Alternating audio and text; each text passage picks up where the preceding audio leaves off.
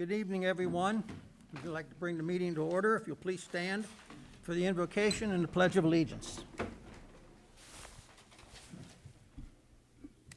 Heavenly Father, we come to you today asking for your guidance, wisdom, and support as we begin this meeting. Help us to engage in meaningful discussion, allow us to grow closer as a group, and nurture the bonds of community. Fill us with your grace, Lord God, as we make decisions that might affect our staff, employees, and residents of Mount Healthy. And continue to remind us that all we do and hear today, all that we accomplish is for the pursuit of truth and for the greater glory of you and for the service of humanity. We ask these things in your holy name. Amen. Amen. Pledge allegiance to the flag of the United States of America and to the republic for which it stands, one nation, under God, indivisible, with liberty and justice for all. Okay. Well, good evening, everybody, and welcome to the April 20th council meeting. We'll start with roll call. Mrs. Lingo? Here. Mrs. Moody? Here. Mr. Parsons? Here. Mr. Redding? Here. Mrs. Dosa? Mr. George? Here. Ms. Sheets? Okay, we have two members absent. Would anyone like to excuse our members? Mr. George? Make a motion to excuse Ms. Sheets and Mrs. Dosa. Okay, we have a motion by Mr. George to excuse, seconded. Mr. Redding. All those in favor, please signify by saying aye. Aye. Opposed? Motion is carried. You have before you the minutes of the April 6th meeting. Is there any corrections that need to be made on these minutes that you've seen?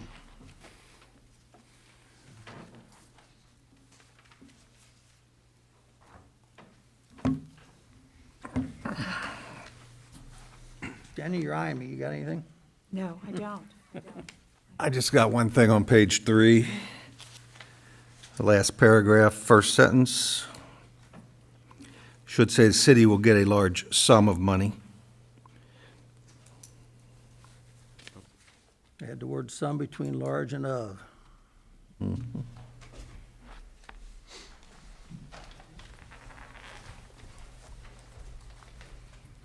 Welcome, Keisha. Keisha? Any other ones? I'd like to ask a motion to adopt the minutes corrected. I make a motion to adopt the minutes as corrected. Second. Okay, Mr. Redding has made a motion to adopt as corrected.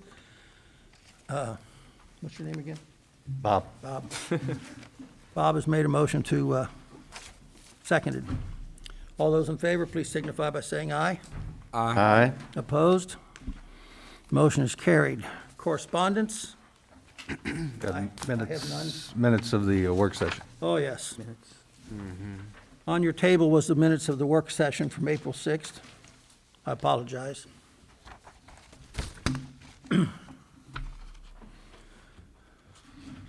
Thank you, Mr. Parsons, for reminding me. Anybody have any corrections that they need to make on these minutes? We just got them this evening.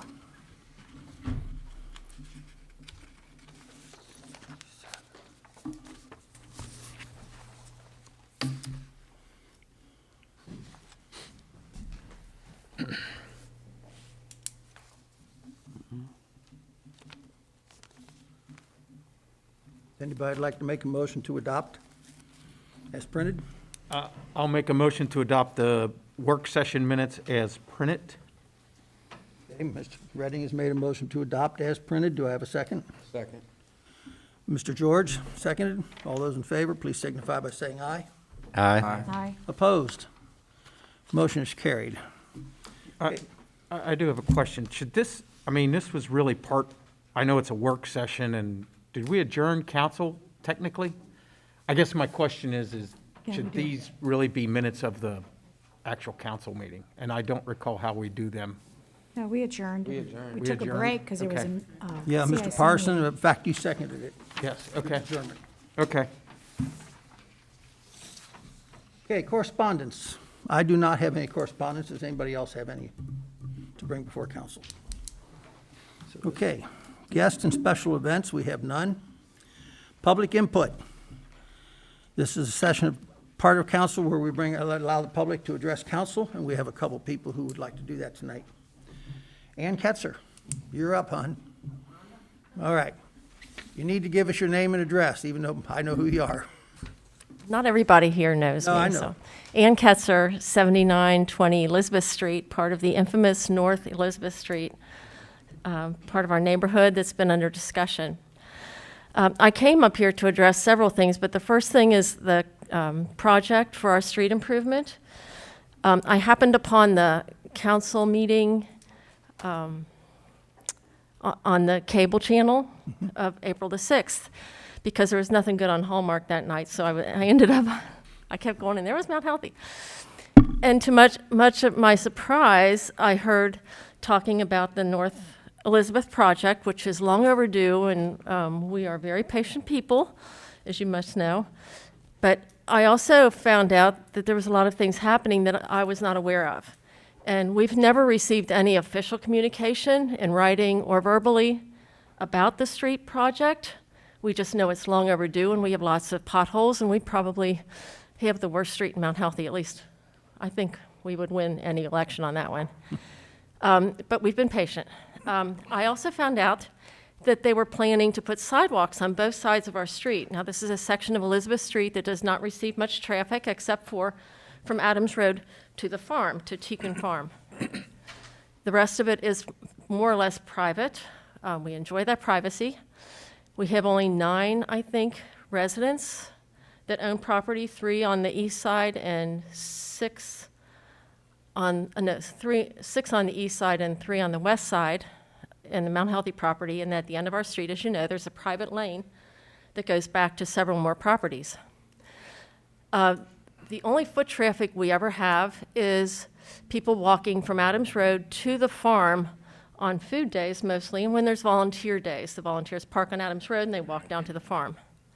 That's fine. We have had in the past problems with kids on our street, going down our street and going through the private lane, through the yards, over to Lexington Heights. It's a wonderful shortcut through our street, just like it is through Hickman and through Seward. You can cut through yards and get to Lexington Heights. Recently, I haven't noticed much of a problem with that. Some of our neighbors have noticed more of that, but I haven't seen that. We were very surprised to learn about the sidewalks. We were informed about that. And we also discovered that it's going to take quite a bit of our frontage on both sides of the street. Now, to have sidewalks put in with city fund backing it, as I understand, city money is going to do the sidewalks. The state grant did not cover that, as from the communication I received that was copied to me from Bill Coker to some of our residents. The city's going to put in sidewalks that nobody's going to be walking on, and that takes a considerable amount of our property, up to 10 feet in my yard, and I'm up at one of the wider sections of the street. Farther down, they're going to lose more. We're going to lose a lot of trees. We're going to lose the farm frontage, where all the beautiful fruit trees are, just so people can have a sidewalk that walks down to visit the mailboxes for the people that live in the private lane, and their garbage cans. You can walk right down and visit those. On the other side of the street, on the east side, you can walk down and visit nothing. The driveways, the driveway of Mr. Zorin's, it would dead end there. And we stand to lose our personal property up to 10 feet for a sidewalk that's not going to be used. Now, certainly I know, I've been told, and the mayor was kind enough to meet with us last night on our street, and we walked the property, and I know there's an initiative, and We Thrive, to put sidewalks all over Mount Healthy, so everybody can walk all over Mount Healthy. And that's wonderful, except for we weren't informed about that, and I'm not sure that we need a sidewalk on both sides of the street. If nobody's going to be walking on them anyway, there's nothing to go to. There's no place to walk to, except for Mr. Zorin's driveway on the right, and the mailboxes and garbage cans, and the Dashley's driveway on the left as you walk down. So we have a concern that nobody's really researched the project to see how much walk traffic there is. Has anybody done a study about that? Has anybody complained that we need sidewalks down there? We don't know any of that. I'm guessing not. I'm guessing it's just something that somebody decided that somebody should do to our private end of Elizabeth Street, and we relish that privacy, we really do. We, besides the loss of property, we know that there's we on Elizabeth Street knows that there's a natural spring that runs down the middle of our street. When the water table's up, there's water that comes out for days and days and days out the middle of the street, right across from Tony Gray's driveway. No, that wasn't addressed in anything that I heard from the city manager's project papers, and anything I heard at the April 6th meeting when they were reporting on the project. I don't know what's going to happen with that natural spring. Is it something that's been already addressed by the engineer, and it's going to be rerouted into the storm sewers? Or if the natural spring gets blocked by some of the work that's going to be done, and there's sidewalks in and they buckle, are we all going to be responsible for repairing the sidewalks? Because we know, anybody who's lived, I've lived there for 28 years on this street. And when I was a little girl on Adams Road, walking to the dairy farm to get my chocolate milk for a nickel, there was a natural spring there, and it's still there. It's still there. So there's concerns that we have about the street project, the fact that we were not involved in it, and maybe it's a non-issue, maybe it's inconsequential to us or to you all because it's a project that you've decided to go ahead with. But we would prefer that somebody study it or at least look at it and see if a sidewalk is really necessary on both sides of our street. If you have to put one somewhere on our street, decide which side and make sure it's the same side where you decide to put the parking. But that's really all I wanted to, well, I do have another topic I wanted to bring up, but I won't bring that up unless. Okay, well, let's just let council respond or to this subject first before Okay. you go on. I guess I have a question or two, Ann, stay there. Do you live on the private section or? No. the No, I live on the city-owned public Okay, I section. just, didn't know. I live in Jack and Elaine Herb's house when Okay. the farm was subdivided and homes were built. Yeah, Elaine Summy Herb, and Jack Herb built our house. We live in the house Yeah, that Jack that's- built. I haven't been down that end of Elizabeth Street since the dairy was running. You know, That's really part of my point. The people who are voting on this really haven't visited us to see yeah. what Well, you we're brought up doing. an I would interesting, invite you all to come and see brought it. up an interesting thing about the natural spring. I have an answer to the spring, Okay. but I'll let Anyway. council. So Joe? first, the spring, I don't think the spring was actually brought up, but we did talk about their, last council meeting about there is an extraordinary amount of water run out in the road and off the road. But nobody mentioned natural spring, but I'm assuming that was kind of covered, and I will say, upgrading the whole culvert, and we talked about anybody that might have a downstream impact from that, and also any kind of downspout runoff from folks, from everybody's homes there. So if you run your downspout from your gutters out to the street, then that'll be additional, and that will also go into the stream that runs through perpendicular to the street. Down, right where it goes from the public to the private, where that. This is culvert way up, way Right, up. Right, by- but that should all be, if that's the additional water we're talking about, but I will go back and double check with. I have an with answer Bill. about the spring, if that's, Okay. if we want to talk about, so.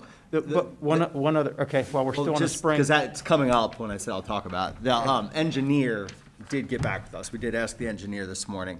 They did get back with us. So first of all, Public Works wasn't aware of there being a spring. They weren't sure if it was a spring, and the engineer as well, or if it was simply runoff coming downhill, because Elizabeth does go downhill, and going underwater that way. So what the engineer said is that they're going to go down deep enough that if they encounter wet soil, they will then do an undercut underneath that to look for a spring. If there is a spring, it will be piped into the proposed storm sewer. So if there is a spring, it will be fed into the storm sewer at that point. This water comes bubbling up from the middle of the street long after the rain is gone for days. So it's not runoff from our property. It's surfacing as the water table, I guess, comes up. And maybe that will be fixed by the storm sewer. I don't know. Well, I'm they'll not an do an engineer. undercut, and if there is a spring, they'll put a pipe in there to trap it and then put it into the storm sewer. I know the spring also surfaces somewhere on Teacon Farm and in Sarah's side yard. There's different places that the spring surfaces in our neighborhood. It's sort of, we've just always enjoyed it and just accept it. And it's part of our neighborhood. More questions, Joe? Well, yes, on the sidewalk issue, I did ask Bill about that the sidewalk. I said, how do the neighbors feel about it?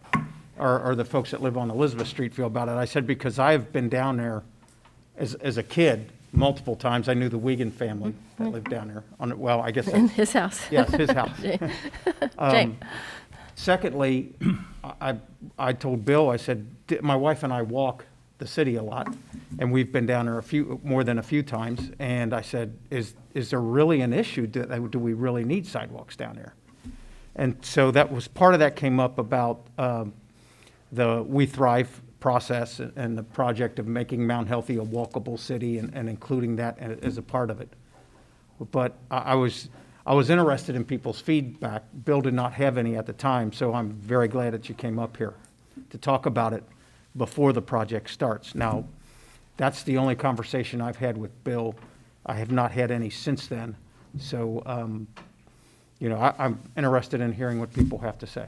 We've never been asked about sidewalks because our assumption was, we were told, we've been waiting for this for years. Our road has not, it just didn't suddenly get bad. We've been, Oh, absolutely. so this has been an issue and it's been discussed, but it was all word of mouth that no, we're not going to do sidewalks. It's just going to, curbs and gutters, widen the street for emergency vehicles and parking on one side, which makes it safe. And we all understand that and we all accept that very well.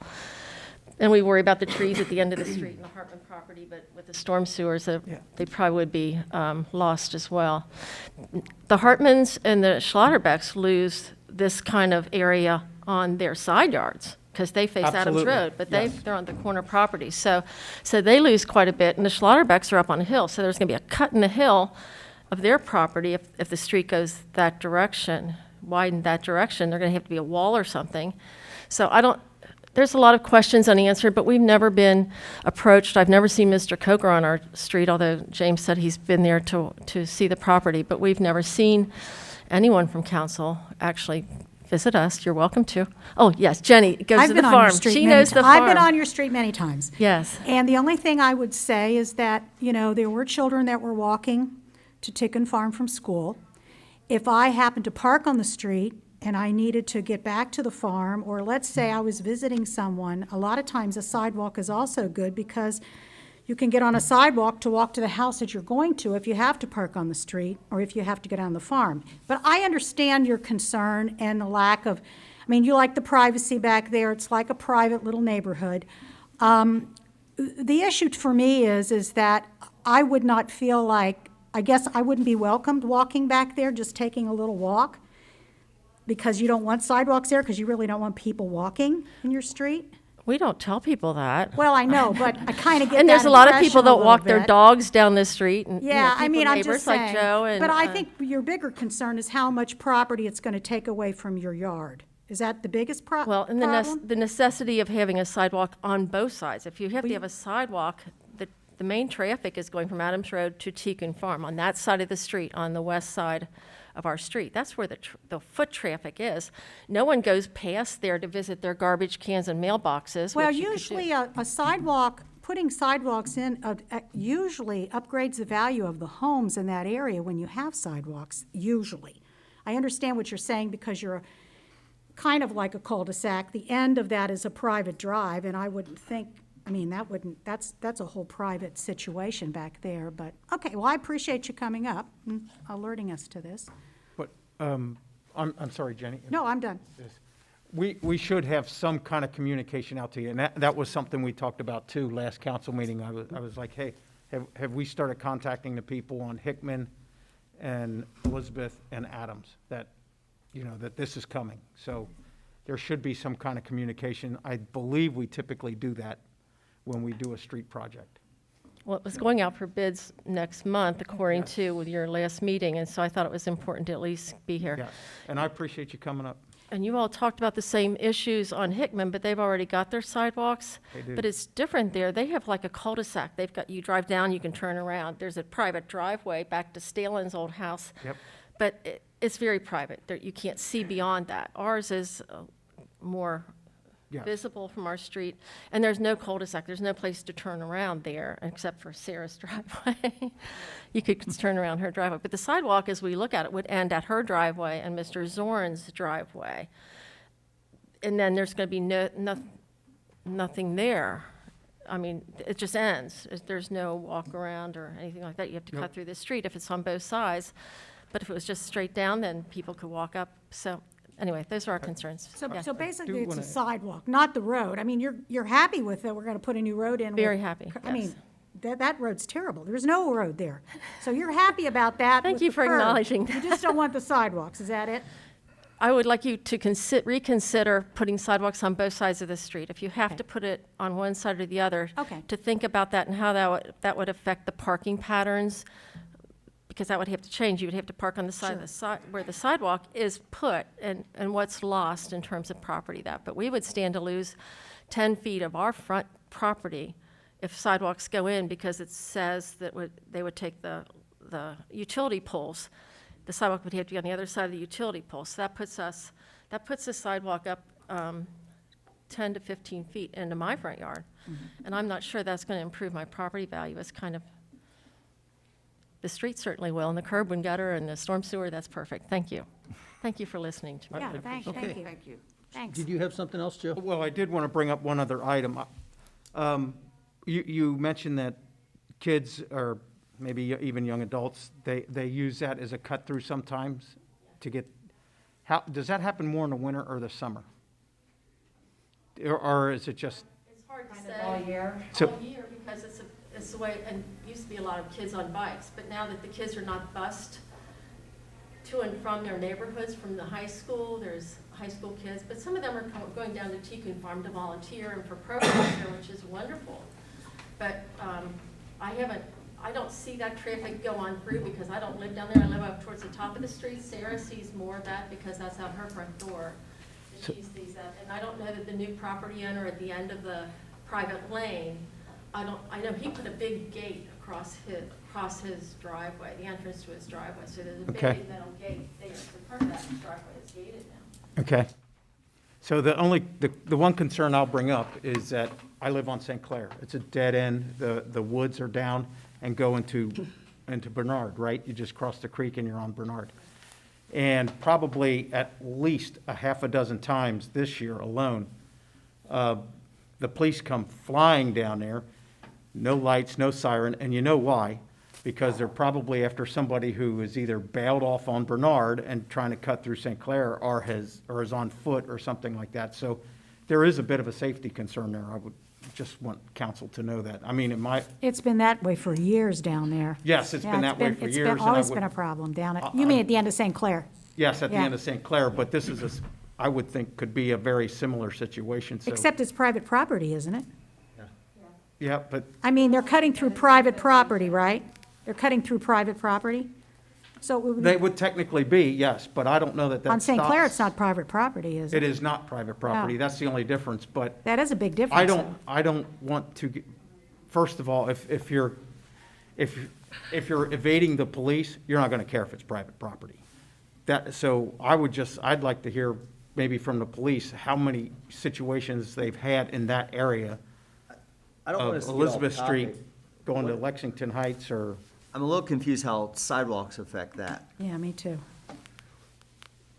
Yeah, I do too. I don't get that. well, I just think it's, Invite people to walk there. yes, I would think that that would be, hey, maybe this goes through, kind of thing. But if it's private property, the owner has the obligation to put up the fence and make it so that people, or whatever you're, They the help the ki- fence, they help the fence. So- And they tear them down, you can ask the private owners. That's been a year, but putting a sidewalk there's gonna invite them to just, Okay. I have a question for the mayor. Yeah. How far down is the private drive start? So I had this question today as well, as part of the follow-up that I had The today. sidewalks aren't going any further than the public. Just Correct. to the public, and Right. I don't have that answer where that ends. The engineer knows, I can't tell you exactly where. So what I've requested, and I talked to Bill today about it, is we would like the engineer to come out And we're going to invite the engineer to come out and meet with the residents so we can kind of stake out exactly where the sidewalks will be, where this ends, et cetera, so that more informed decisions can be made on all this. Sure. And more informed opinions can be made Yeah.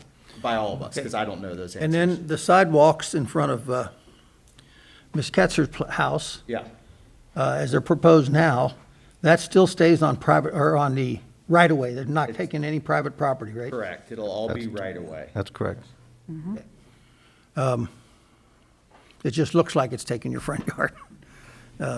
But anyway, all right, that's just questions I had.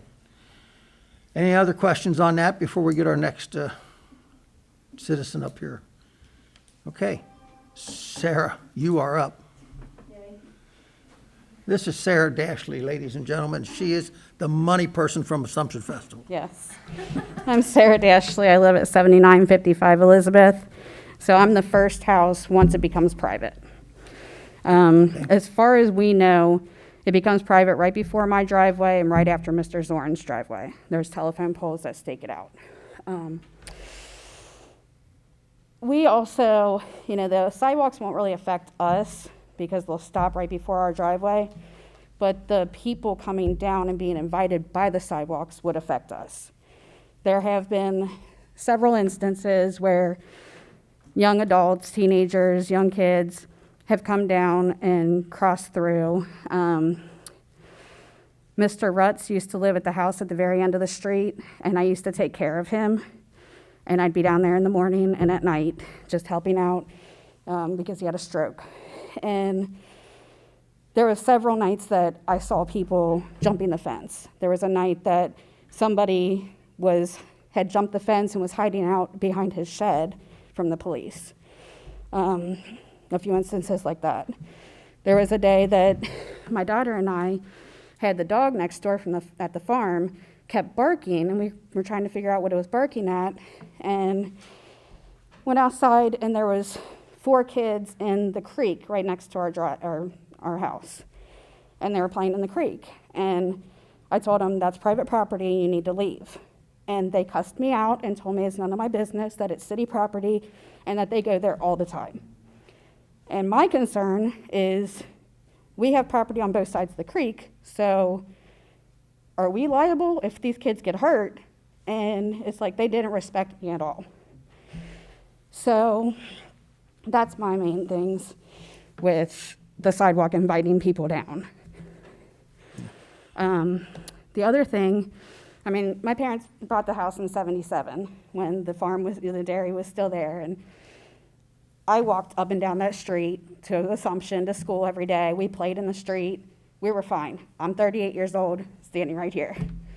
There is more traffic up to the farm, and then we get some people that come and turn around in our driveway. But that end of Elizabeth is agriculturally zoned. I think that's where it should stand out, that we are different than the rest of the city. Okay. Good point. And I know the mayor is taking that into account when he talks to the engineers and with Bill. But it sounds like you're having a problem whether the sidewalks are there or not. It sounds like you're having a serious problem, and the sidewalks you're afraid is gonna make it worse, but basically, you've had these issues now for I don't know how long, and I'm not saying that that's okay. It's not okay. It's not okay that you've got this going on. And when we see it, we do call the police and Yeah. tell them to, or we try to say, hey, this is private property, you need to go. But, You need to keep calling the police. yeah. Yeah, you do, And- As far as the kids bad-mouthing you and calling you names, believe me, that's not just your street. I know. I get that down where I live. And it's mostly because Joe lives down there. I understand that completely. It's my kid. Yeah, it's- But the other thing is, when you drive around the city, 9 times out of 10, people aren't using the sidewalks. They're walking down the middle of the street. right. I hate So, to tell you this, I used to do that when I was, I don't know, they use the sidewalk on my street because their dog poops on my sidewalk all the time going to Heritage Park, so I will just say, they use my sidewalks a lot. Anyway, Sarah, anybody have any questions or comments to Sarah? I do just want to point out the zoning is single family. So how is the farm able to, It's single family. Be a farm. So in Mount Healthy, since we started as a farming community, agriculture is allowed within residential zones, but there's limits on what you can do depending on the size of your property. and So who enforces those? the zoning, it's through the zoning enforcement, so Gordon Wong and Bill Knight. Yeah, so in Mount Healthy, residential areas are allowed to be used for agricultural purposes. Now, there are, depending on what machinery you use, that can turn into light industrial, and there's things like that. But actually, our zoning and Tican Farm zoning isn't different than any of the other neighborhood zoning of the residential zoning. So an example of this is everyone can have chickens in Mount Healthy, okay? You can have up to 12 if you have less than half of an acre. You can have up to 24 if you have an acre, and then it adds on with that. And it's the same thing with other What types about of- roosters? That, I have to look up. Yeah, Yeah, that it is is. in I think you have to it have is in 3 the acres code. or Yeah, something. because I feel like I hear like 42 roosters every day. I just want you to know, like, we don't have a separate agricultural or residential. It is all residential, and all residential is allowed to have agriculture up to a certain percent, depending on how big the lot is. Just want to make sure that was clear. I thought they had commercial zoning. There's commercial zoning, yeah. There's commercial, there's retail, there's industrial, there's light industrial, but as far as agricultural goes, we don't have a separate agricultural zoning. Okay. Anything else, Sarah? I don't think so. Questions for Sarah, council? No. Okay, we thank you Thank you. Thanks. for coming up, and you have been heard. And we will do what we can. Yes, Ann? I had one more topic that was off. Okay, yeah, yes. Come on back up. Didn't want to interrupt the discussion. Part of what I listened to on the cable that night when Hallmark was dead was discussion about the Walgreens property up at the corner of Adams and Hamilton. And what struck me was, and I haven't seen your previous council meetings, this is the only council meeting I've watched, so I apologize if I am speaking without knowing enough. But I observed a complacency about that I didn't expect. Since it's one of the main intersections in our city, and there's discussion about, it was sort of like a done deal, well, Family Dollar's going to go in there. Well, we got Family Dollar or Dollar General, one of them going in a block, in the next block away. Yes. So it's going to be one city block if another one goes in, and then there's another one now in Pippin and Adams. So we've got 3 of those, well, Mount Healthy doesn't care about the Pippin, I know, but we've got 3 of those kinds of stores. Now, this property is owned by some commercial real estate company that's based in the state of Delaware, from what I understand. They could care less about Mount Healthy, but I was surprised that there was not a more proactive action. I know the library thing might not work because of whatever the county monies are. I don't even know what goes into that. I have no clue.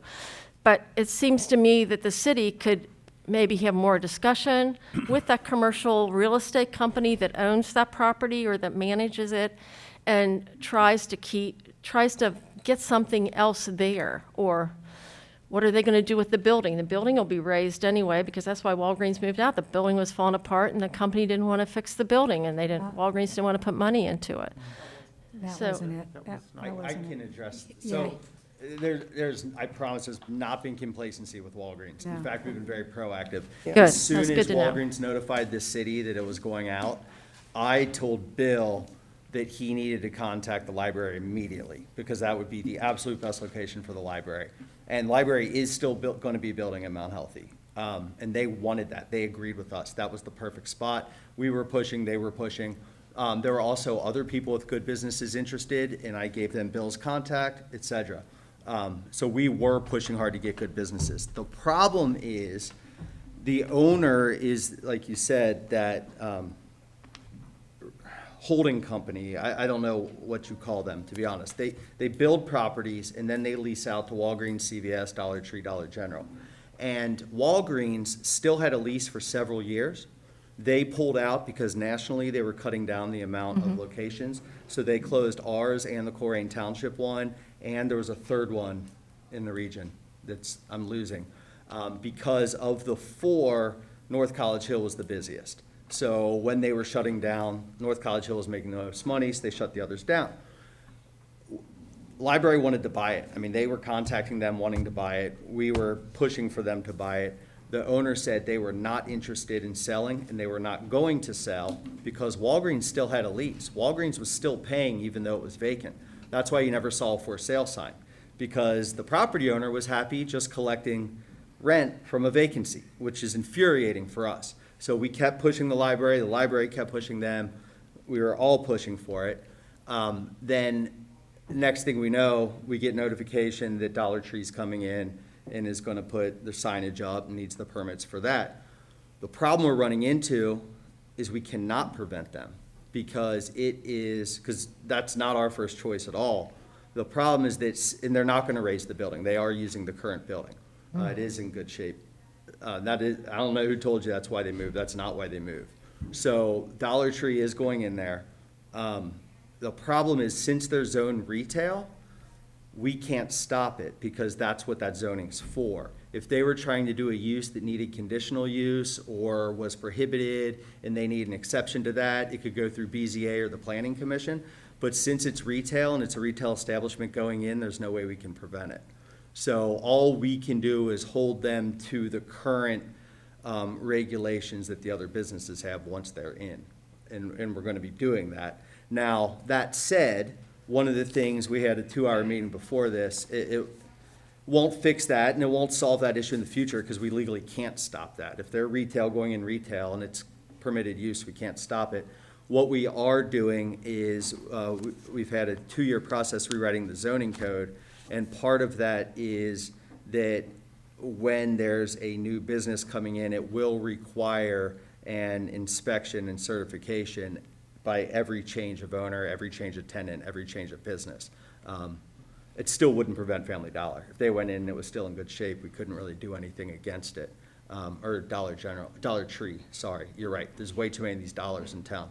But we were very proactive, and it's a bad business owner, to be honest with you. Well, it's a successful business owner. They're making a lot of money off of it. So from a business standpoint. Did the city council or somebody write him a letter and say, look, there's a new one going in just a block away, and this will not be well supported by this community? Yeah, I mean, did That's some, what they do. They want to saturate every community with as many dollar stores as they can get in. That's what they do all over the country. It's maddening. It's maddening. And the same thing happened with Family Dollar. Yeah. That's zoned retail, so we couldn't prevent it.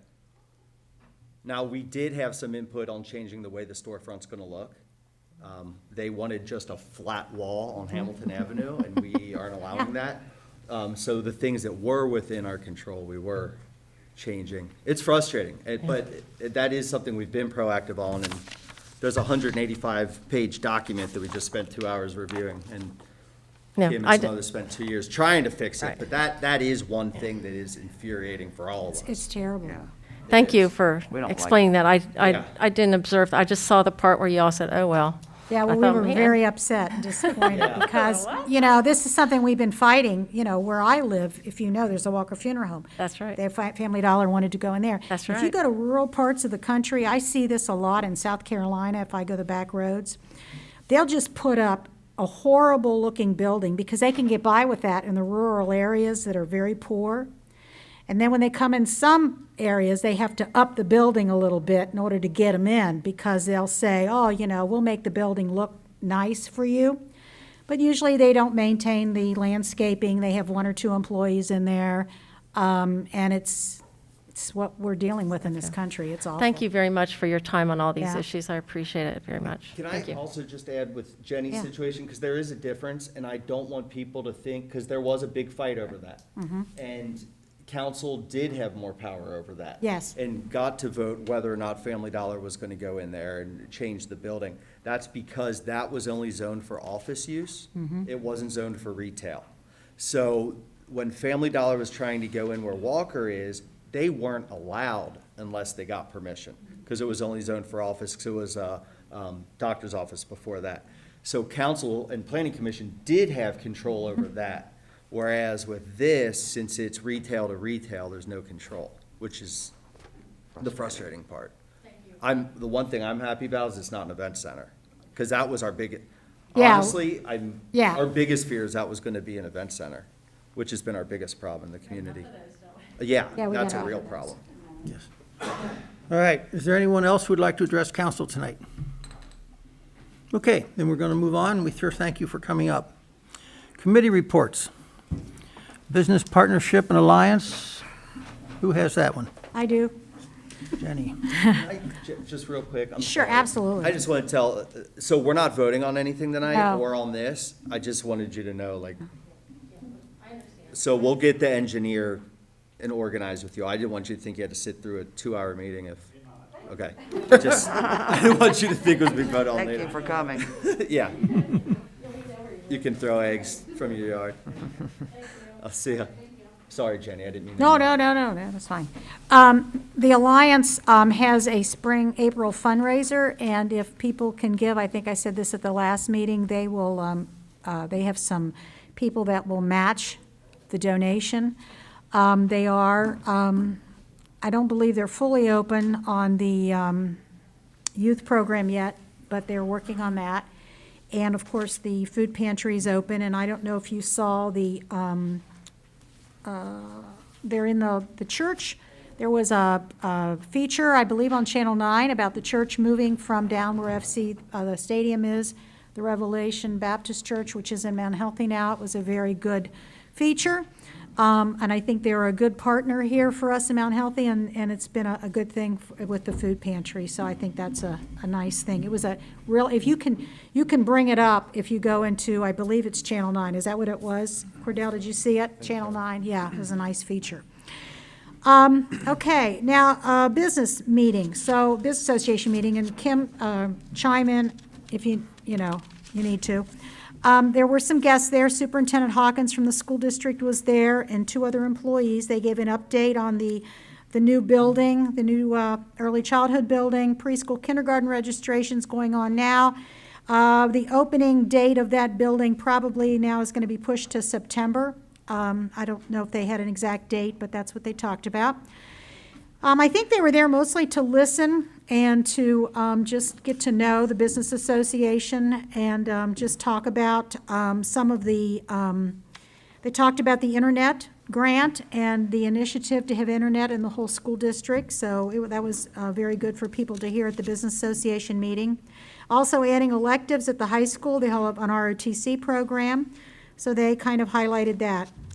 Also in the Business Association meeting, there was discussion about the traffic study and the elimination, especially of the light at Compton and Perry. And I did notice today that the crosswalk flashing lights are being installed. So it's solar, so you push the button and it's solar powered, and then the lights will come on that somebody's trying to cross the street so, I mean, I was kind of encouraged by that. I don't know if it's just going to be on one side of the street. It didn't look like they were going to put it on the other. I think it's just, To cross Compton and. yeah, it's across Compton. So I believe it's just, you'll have to go to that side of the intersection in order to cross.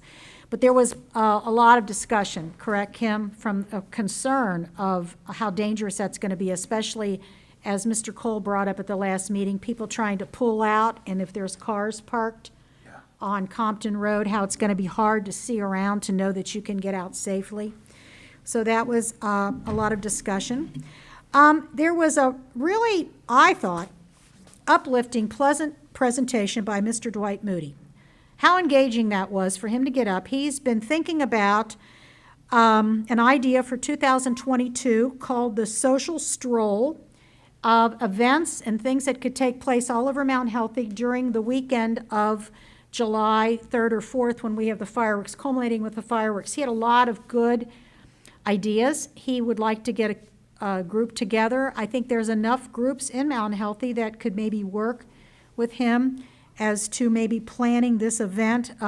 He called it the Social Stroll. He had a lot of good ideas. He also, as I asked him, if you didn't mind, Mayor, if he would be interested in serving on the Main Theater Restoration Committee, he certainly would. And he just was real enthusiastic. It was just a real pleasant time to hear him get up and be real enthusiastic about trying to plan an event in Mount Healthy in 2022. The planters were discussed, and so those will be taking place after the snow tonight. We'll be looking forward to warmer weather.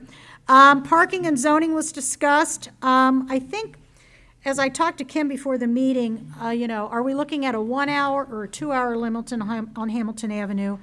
They also did, the city went and measured the alley by the library, and it is about 3 feet smaller than the alley on the other side. So that was interesting, because I wouldn't have thought that, but I'm glad. Those are the things they're doing right now, and to try to get things in order so that when the ordinance does come, or the resolution, what would it be, a resolution or an ordinance? For parking? Uh-huh. That would be an ordinance. Okay. So when that comes, we want to get as much information together as possible.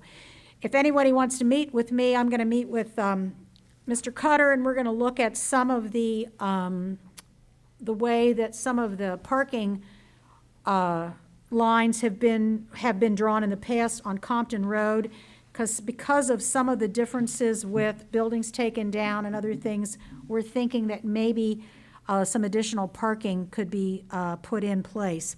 Also, I think we tentatively looked at the parking would be limited to the alleys on those side streets. And I believe we were going down to Madison. Was that the understanding that people had? Okay. Stevens? Okay, Stevens, not Madison? Okay.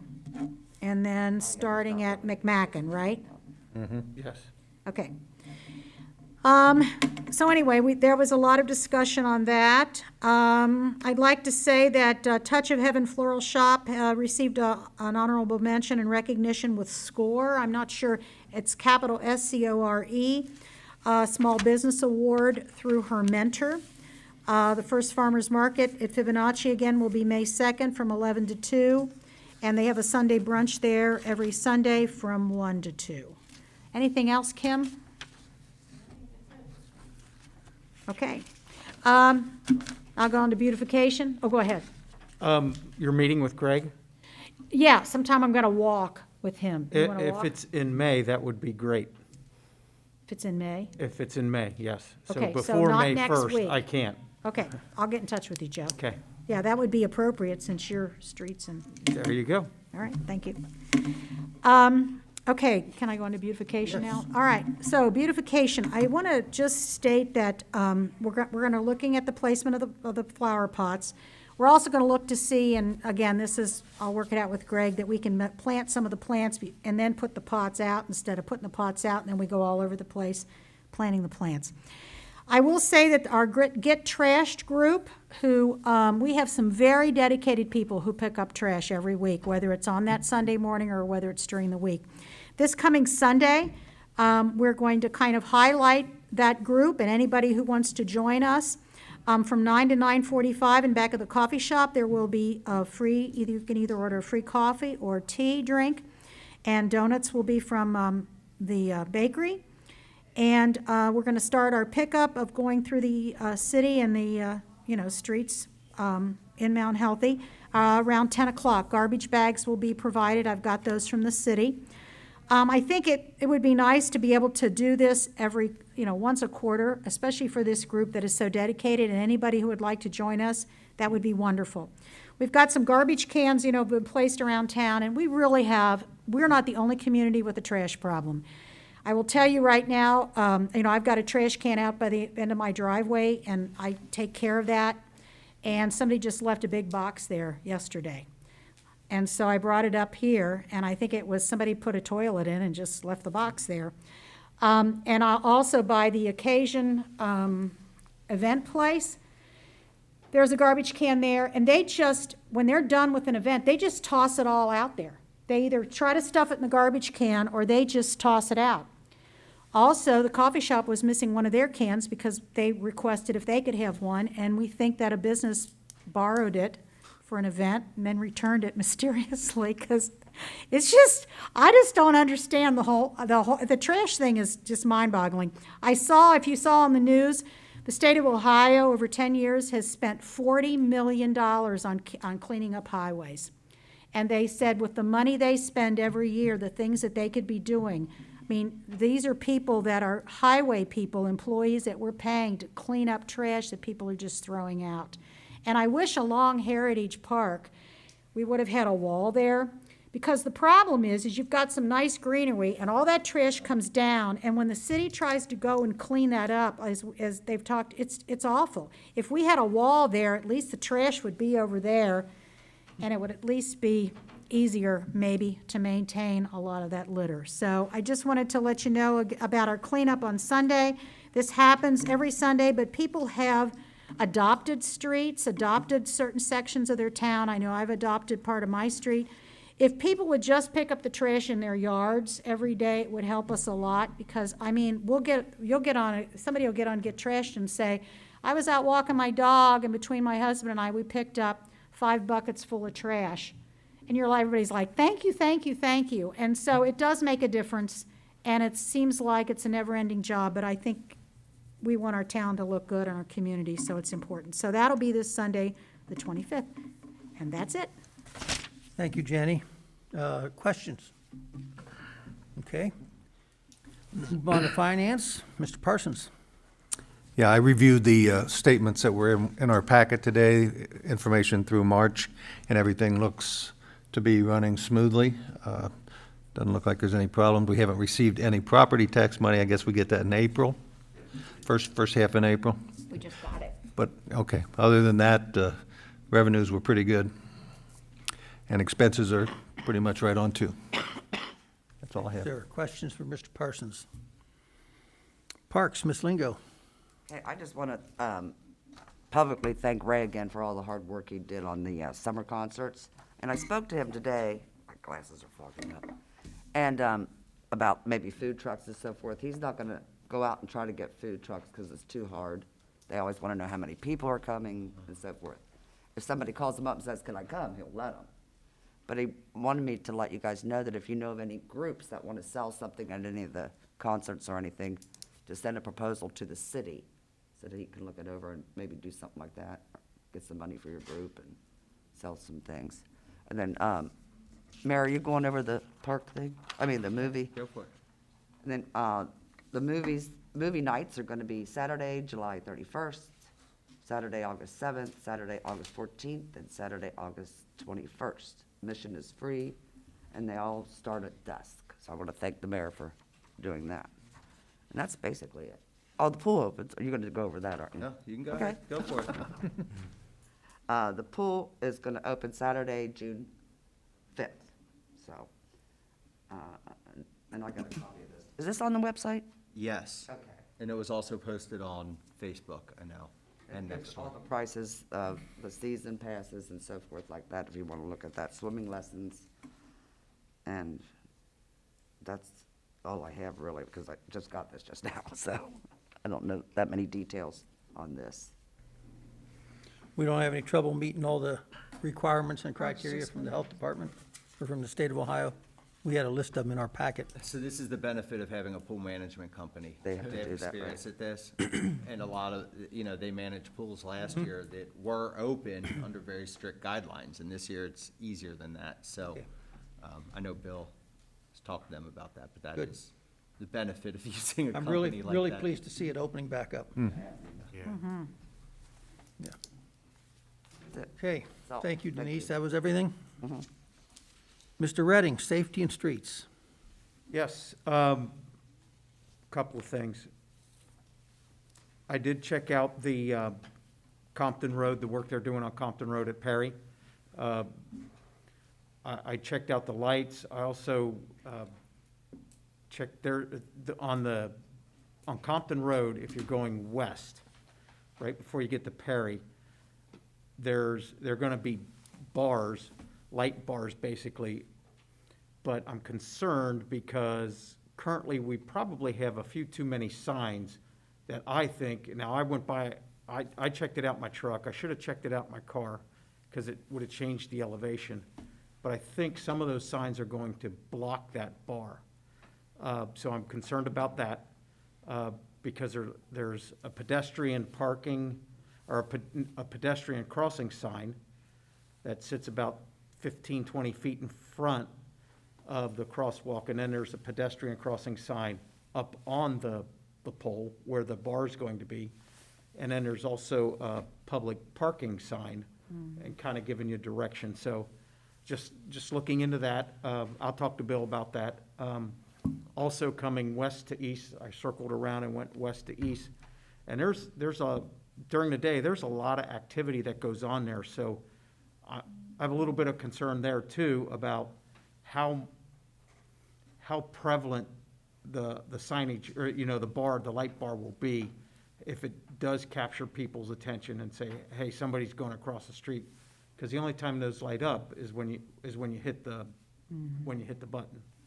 And again, I wasn't sure if there was going to be crossing just on, I'll say, Yeah. the east side of Perry versus the west side of Perry when you're crossing Compton.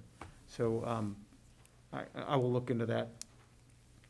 And then, Jenny, per our conversation this morning at the park, yeah, I agree with you. We have been seeing trash, especially over by the occasional That occasion, those event center, it's a mess. Event center, It's a yes. mess. I have seen that, and if you go by early in the morning, you can see the impact. Actually, the curbs are up in the business area are pretty trashed, I'll just say. I mean, there's a lot of trash sitting in those curbs.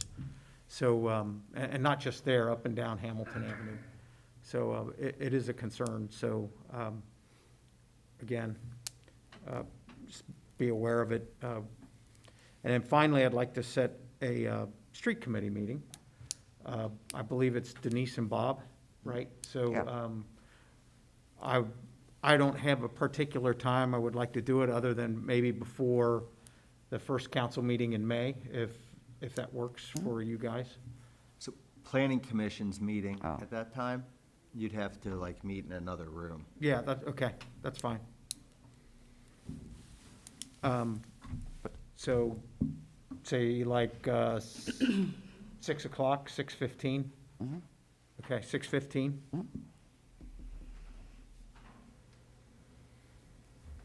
And what is that, the first, second, May third, the fourth? May fourth. 4th? Fourth, I think. May the 4th be with you, right? And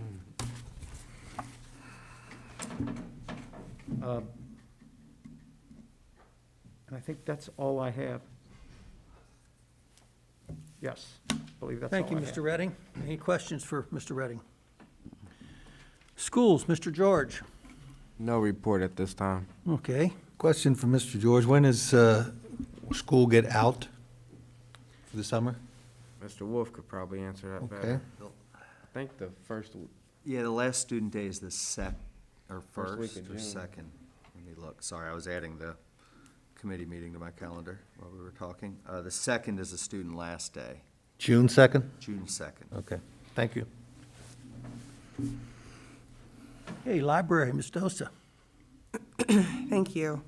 I'm happy to announce that the library is going to start offering some programs in the library starting in May in the grassy areas, and I think that is really a great idea. They're going to have certain dates and certain requirements, especially with meeting at the park. Mask and social distancing are required. You can bring blankets and et cetera, but I think it's really interesting, and they're going to have 2 different programs, and they'll run for 3 different dates, and the times will be at 10:30. And they're not requiring registration, but for the one program they are, because it's a do it at the park type of program, and they're supplying the craft, so they want parents to make sure they register in advance. So they'll have enough, but I think it's really great. So one of the programs they're going to be doing is movers and shakers. And that'll do with singing and dancing, and the other one is, like I said, a do it yourself at the park activity. The supplies are free but limited, so kind of first come, first serve. So hopefully that won't change anytime soon, but if it does, I'll let you know. But I think that that's great that the library is trying to engage with the community and bringing activities back out as we start to kind of go towards a little bit of normalcy. That's great. So make sure, parents that are listening, you support the library with this. That starts May. The first date is May 3rd, and they're Mondays. They're all Mondays. So May 3rd, 10th, and 17th at 10:30. May 6th, 13th, and 20th is the second program, and that's on Thursdays. Those will all be Thursdays. So please support these programs.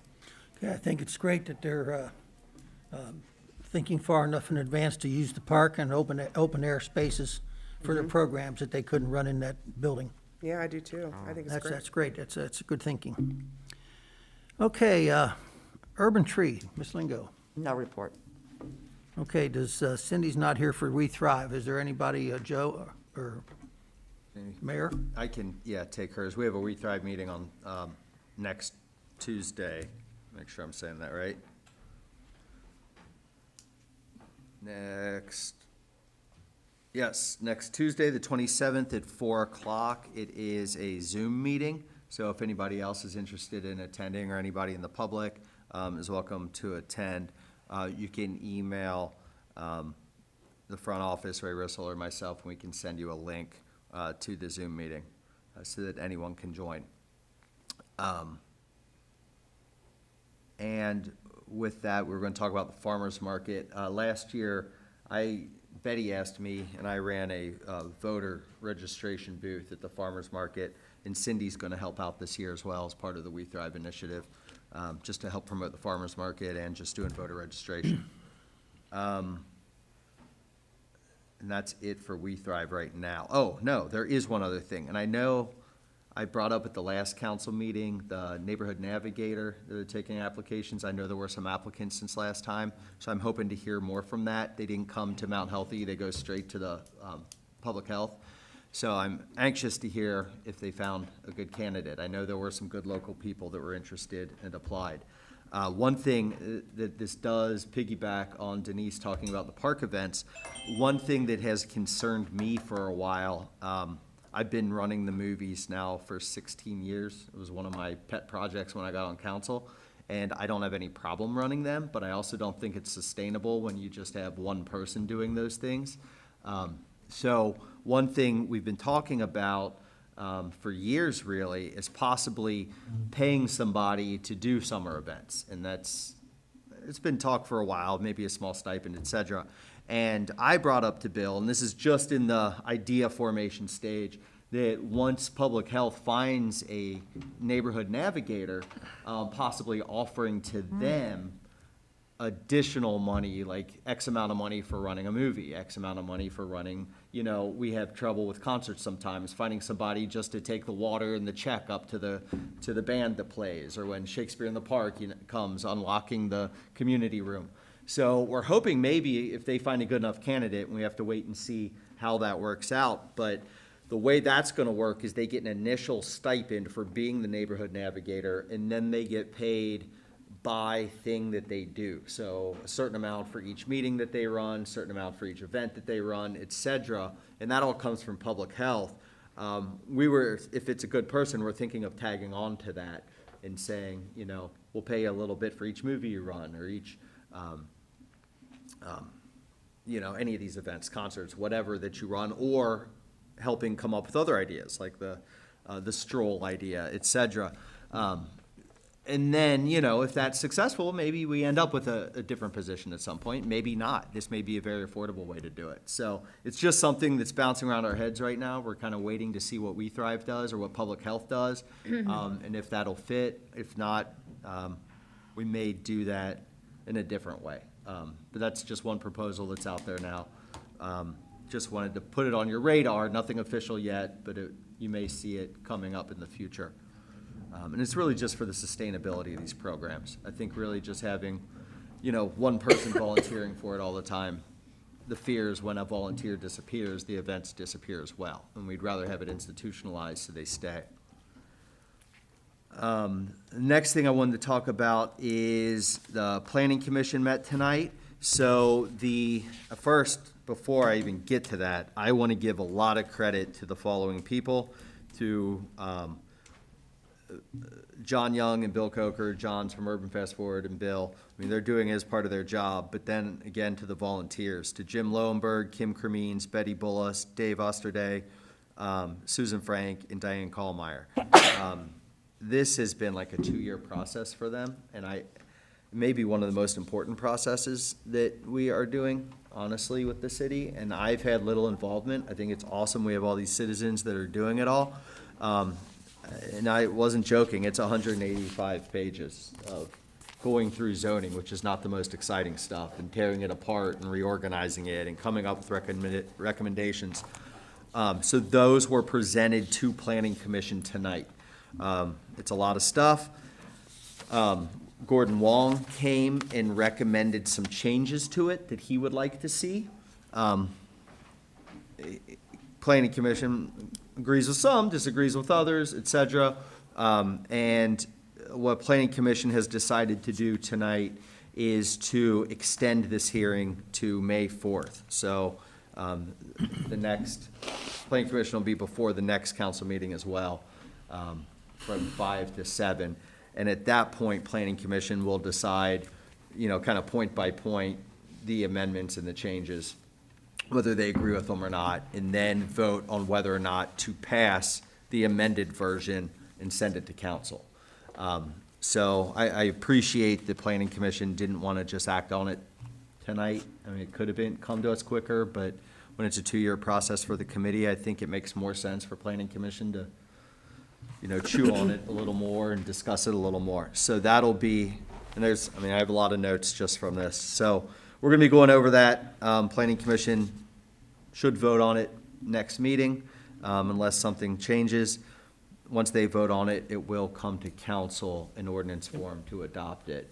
And you all will be able to make changes. So this isn't the end of the process. This is one committee recommending it to Planning Commission who can make changes, then recommending it to council who can make changes. So still quite a bit to go, but we're coming to the end of it, and I think these are good changes. So I'm looking forward to this, and I look forward to you all getting a clean copy of a past draft soon. And then, last thing I wanted to say, which is really exciting, Chief Lawson told Bill Coker that our fire department now is medic certified. Awesome. Which is huge. That was one of the biggest reasons for the levy, so it happened. So that has happened now.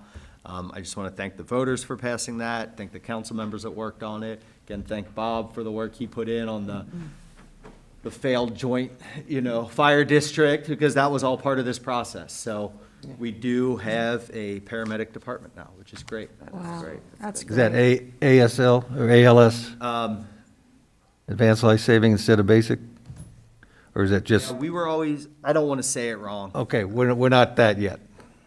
I don't want to say it incorrectly. Okay, yeah. okay. I can find out from Steve and bring that up. But we were certified as medics, so that's terrific. And that's the end of my report. Thank you, Mayor. Mr. Redding has a question. Question on the zoning, Yeah, that's a public hearing from 5 to 7? On May 4th. it's a planning commission meeting. It's a planning commission meeting it's that's public. open to the public. Yes, it's open to Okay. the public, yes. Um, And so this is now the second draft. There's a draft made by the committee, and then Gordon requested some changes, correct? And some changes were made. The second draft is now posted online. It's on the website. Okay, We're not printing them out because it's 185 pages, so there is the second draft posted on the website. Recommended changes were given tonight, so there are going to be more edits, and that version's going to be posted online before the next planning commission meeting, before the next planning commission Yes. meeting? Okay, so that people can review it. okay. I'm glad you brought that up, because I think if we're going to be getting a document that big, we need to start reading it now.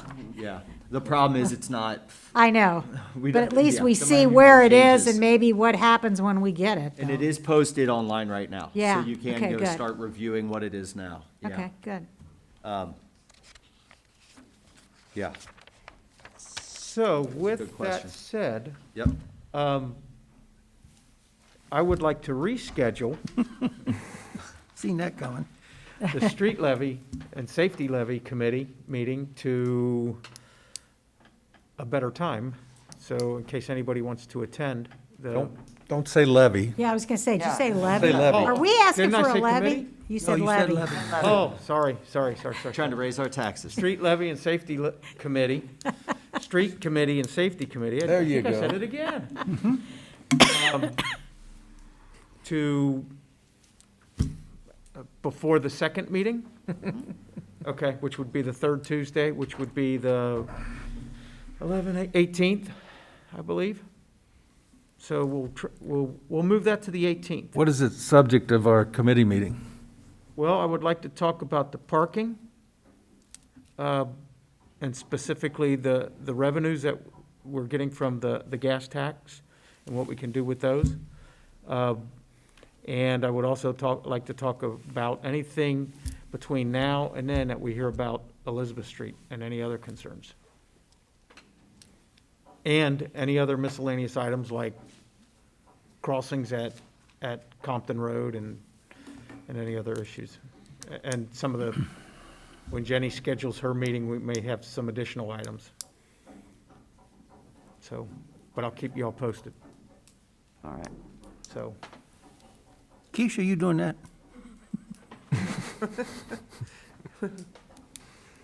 Okay, you got that done? Yes, sir. Okay. Moving on to the city manager's report. He's not here. Finance director, Mr. Bauer. See, I had just two quick things here. Bob already kind of stole my thunder on the first one. The March statements are in your packets. Let me know if you have any questions. Second, if you look on the website, there's a public notice. We're going to do the tax budget at the next meeting. So that's May 4th, and then do the second hearing on the 18th. That's probably a couple weeks or a couple meetings earlier than it typically is. Just trying to do it before I go on vacation. That's the county? June. What's that? That's for the county? Yes, yes. So that'll be public notice or public input before, and then I'll have it available for you to look at and do 2 readings on it. For the 2022 budget? Correct, 2022. Okay. All I have. Okay, thank you, sir. Ordinances and resolutions. We have 3 ordinances from our last meeting. First ordinances, ordinance number 21-1945. An ordinance amending section 7604 of the Mount Healthy Code, Ohio Code of Ordinances. Once again, you had your first reading on the 6th.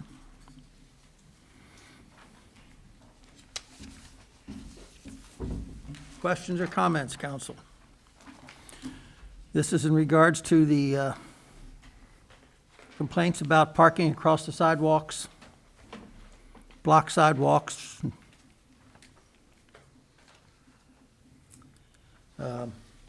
And between the sidewalk and the curb, yeah. Yes, basically making it hard to use the sidewalks without putting yourself in danger.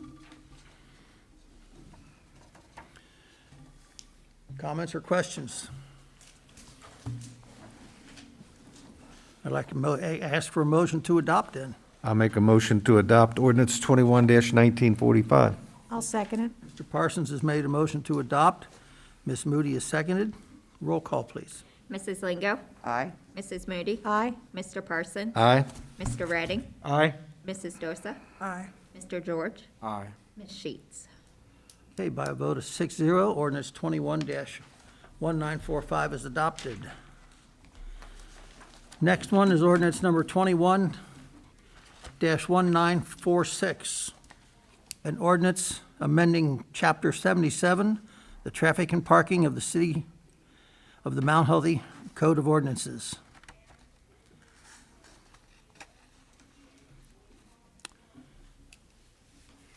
This is in regards to trash containers and parking on the alleys.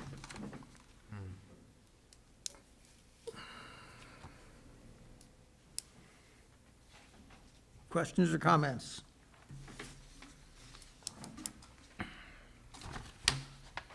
Everybody understand what this is about? I ask for a motion to adopt then. Make a make a motion to adopt ordinance number 21-1946. Okay. Mr. Cordell George has made a motion to adopt. Ms. Lingo has seconded. Mrs. Lingo, Aye. Mrs. Moody, Aye. Mr. Parsons, Aye. Mr. Redding, Aye. Mrs. Dosa, Aye. Mr. George, Aye. Ms. Sheets. Okay, by a vote of 6-0, ordinance number 21-1946 is adopted. One last ordinance is ordinance number 21-1947. An ordinance authorizing the city manager to execute a collective bargaining agreement between the city of Mount Healthy and the Mount Healthy Part-Time Firefighters, AFSCME, Ohio, Council 8, AFL-CIO. This was a new draft in our packet. Was there some minor changes made from the past weeks? Yeah.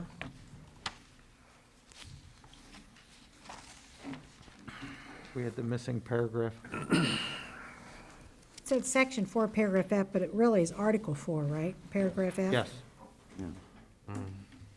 What we were looking at.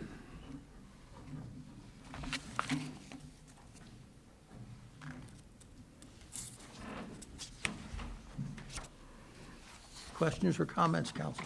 If you notice, they also changed, they added, instead of having one little line that simply said, I forget the way it was worded, there was a little line, About men.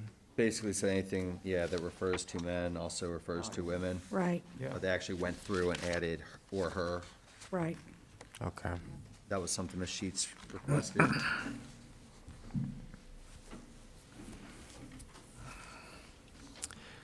Questions, council?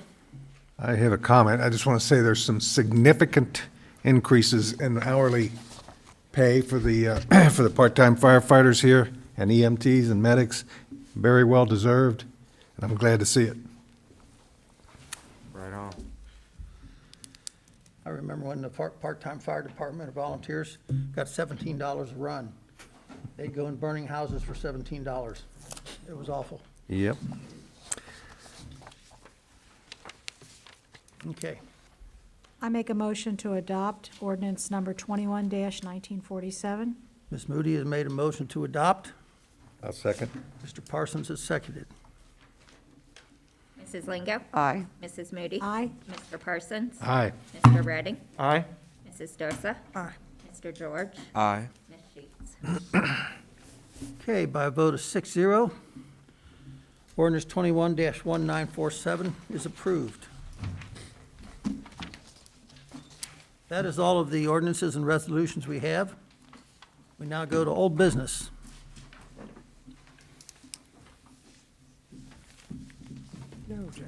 Mr. Redding. Jamie, is there anything, or been any plans concerning BZA hearings? With having them? No? So with regards to the two trailer parks, do we know where we stand on those? I thought we haven't had any BZA hearings because of COVID. Right. So, No, that was an issue with Planning Commission, with Mr. Lovett, and we opened that back up.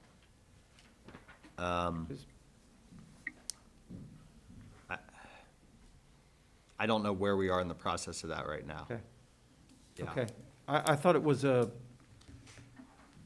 That would have to be a zoning appeal, Yeah, that would correct? be BZA. I'm not sure if they applied for anything at this point.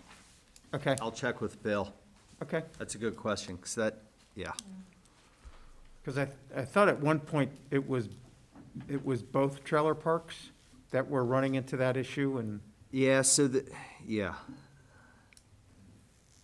Yes. The issue is that our current zoning, our interpretation is that we do not allow that. That's a non-conforming use at this point. Yep. And that, you know, as trailers disappear, they're they not being can't be able to replaced. yeah. There's new owners at the one on the east side that wants to bring in new trailers. And when they were told they can't, we then found out that the one across the street from them on the west side actually has brought a couple in, so, Oh. yeah. Okay. So and I'm not sure where in the process we are with that at this point Okay. for either of them. Okay. I can find out from Bill, because I'm on Planning Commission, I'm not on BZA, so I'm Right. not sure where they are. I will ask Bill, put that on my list. Okay. Thank you. Other old business, council? New business?